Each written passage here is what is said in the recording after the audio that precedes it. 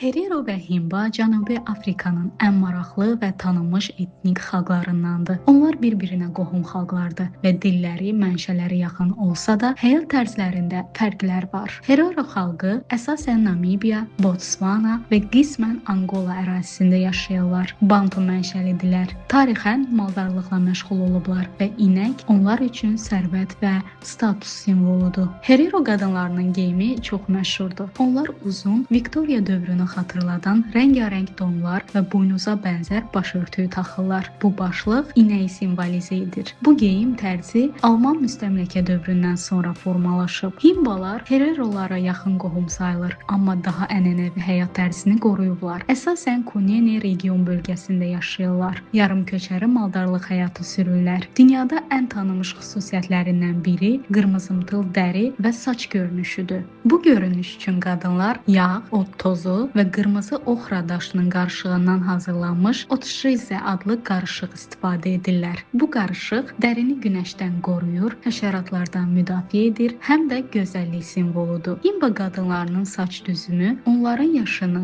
ailə vəziyyətini və sosial statusunu göstərir. Kişi uşaqların saçları adətən az sayda hörükdən ibarət olur. Oğlan uşaqlarında bəzən başın ortasında tək hörük olur. Qızlarda isə üzə doğru düşən iki hörük ola bilər. Yetkinlik yaşına çatmamış və ya subay qızların saçları çox vaxt alnın önünə doğru sallanan hörüklərlə düzəldilir. Bu hörüklər bəzən üzün bir hissəsini örtür. Bu onların hələ ailə qurmadığını göstərir. Saçlar keçi tükü, palçıq, yağ və qırmızı oxra qarışığı ilə bərkidilir. Nişanlı və evlənməyə hazır qızlarda saç düzümü dəyişərək daha mürəkkəb formaya keçir. Hörüklərin sayı artır, bəzək əşyaları əlavə olunur, bəzən dəri və metal aksesuar taxılır. Bu, qızın artıq yetkin olduğunu göstərir. Evli qadınların saç düzümü daha ağır və daha böyük olur. Onlar tez-tez qalın hörüklər, çoxlu oxra qarışığı və xüsusi başörtüyü istifadə edirlər. Ən məşhur element isə erembe adlı baş geyimidir. Erembe nədir? Erembe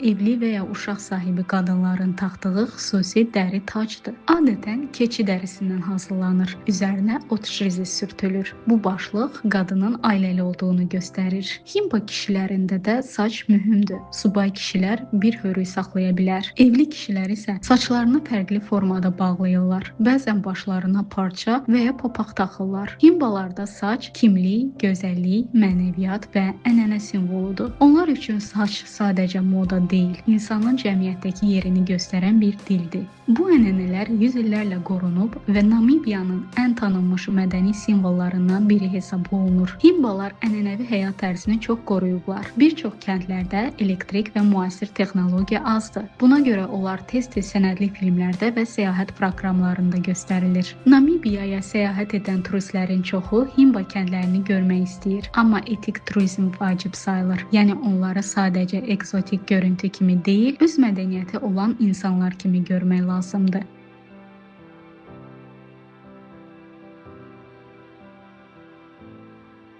Almanlarla faciəli tarix.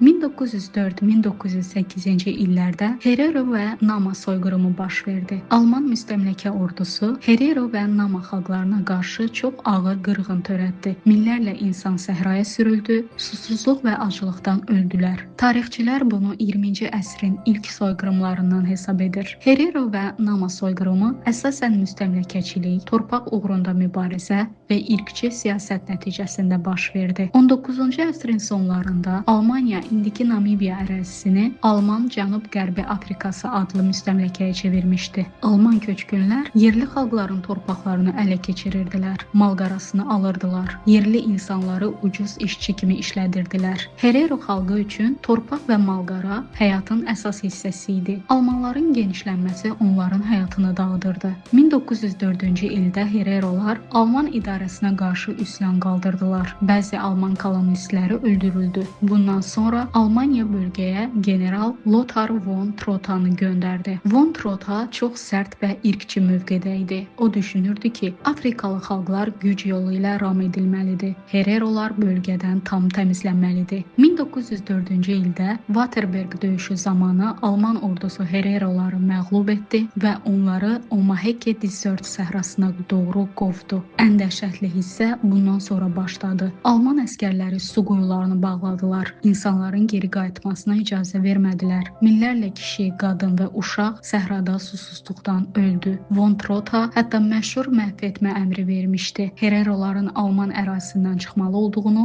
qalanların isə öldürüləcəyini elan etmişdi. Sonra eyni siyasət Nama xalqına qarşı da tətbiq edildi. Sağ qalanların bir hissəsi düşərgələrə salındı. Ən məşhurlarından biri Shark Island Concentration Camp idi. Burada məcburi əmək, aclıq, xəstəlik, İşgəncə nəticəsində çox insan öldü. Bəzi tarixçilər bu düşərgələri sonrakı nasist toplama düşərgələrinin erkən modeli hesab edir. Tarixçilərin hesablamasına görə Herero xalqının təxminən 80%, Nama xalqının isə böyük hissəsi öldürüldü. Bu hadisə çox vaxt 20-ci əsrin ilk soyqırımı adlandırılır. 2021-ci ildə Almaniya rəsmi şəkildə bu hadisələri soyqırım kimi tanıdı və üzrxahlıq etdi.